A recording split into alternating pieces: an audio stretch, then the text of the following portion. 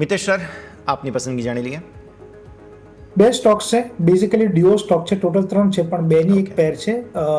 બે સ્ટોક છે, PSU માંથી છે, એક પ્રાઇવેટ છે. I think REC PFC yes. આ જે ડ્યુઓ છે એની અંદર એક સ્ટ્રોંગ રિવર્સલના સંકેત અત્યારે દેખાઈ રહ્યા છે.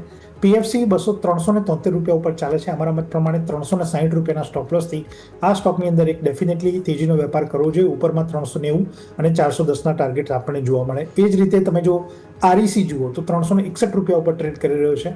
એમાં 350 રૂપિયાના સ્ટોપ લોસથી જો આપણે ટ્રેડ લઈએ તો ઉપરમાં આપણને 380 અને 400ના લક્ષ્યાંક જોવા મળે. તો REC PFC ડીઓની અંદર હવે એક બીજો તેજીનો સેકન્ડ રાઉન્ડ ચાલુ થાય એવું લાગી રહ્યું છે.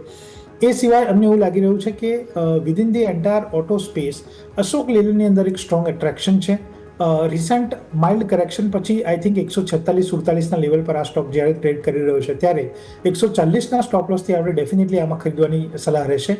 પહેલું ટાર્ગેટ રહેશે 160નું, બીજું ટાર્ગેટ રહેશે 175નું. તો અશોક લેલેન્ડ અને REC PFC ડીઓ આ 3 સ્ટોક કરંટ લેવલ ઉપર લઈ શકાય છે.